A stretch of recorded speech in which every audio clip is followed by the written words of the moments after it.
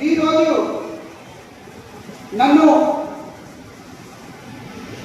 ఇంతకు ముందు కూడా ఒక 5 సంవత్సరాల క్రితం మంచిర్యాల మున్సిపాలిటీలో కౌన్సిలర్ టికెట్ ఇచ్చి ముందుకు తోసి పోగా నీకు ఎదిరించేవాడు ఎవరు లేని వాళ్ళు నన్ను ముందుకు తోసిన మా సార్కి పాదాభివందనం తెలియజేస్తున్నాను.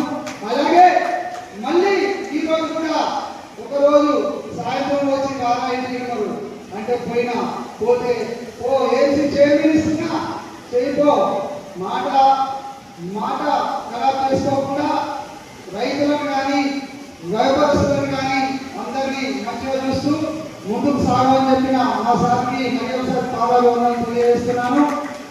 ఏదైతే ఒకప్పుడు ఒక 15 సంవత్సరాల క్రితం సార్ ఎమ్మెల్సీగా ఉన్నప్పుడు సార్ మా రోడ్డు మీద వస్తుండే ఎక్కడంటే వెంకటేశ్వర పార్క్ దగ్గర సార్ మంచిగా వస్తాడని తెలిసిపోతే ఆ వెంకటేశ్వర పార్క్ దగ్గర మా మిత్రులు ముందున్న మా మిత్రులు ఒక 6-7 నిమిషాలకి నిలబడిన వాళ్ళు సార్ పోతుంటే సార్ ఒక్కసారి చూడాలి చూడాలని ఆ రోడ్డు పక్కన నిలబడి సార్ను చూసి సంతోషపడి వాళ్ళ ఇంటికి పోయేవాళ్ళు.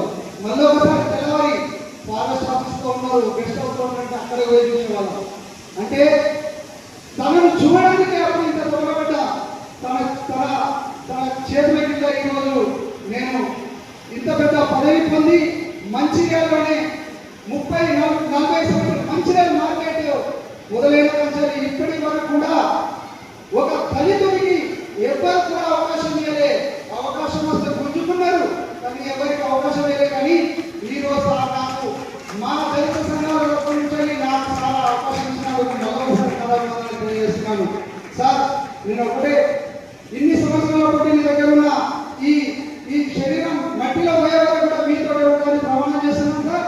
మళ్ళీ తర్వాత మీరు నా మీద ఏదైతే నమ్మకం పెట్టి ఈ పదవిని ఇచ్చినారో దీనిలో నమ్మకంగా ముందుకు పోతాయని కూడా మీకు తెలియజేస్తూ మరియు అమ్మ సిరకమ్మ అక్కడ కూర్చుంది నా అర్థాన్ని శైలజ నాతో ప్రతి విషయంలో కూడా ఏ విషయంలోనైనా ఇంట్లో ఎక్కువ ఉన్నా కానీ బయటకు వచ్చేసరికి ఎక్కువ ఉండాలని చెప్తాను.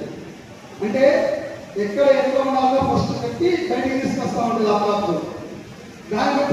ఈ సందర్భంలో దాని థ్యాంక్స్ చెప్తున్నా సార్. నిజంగా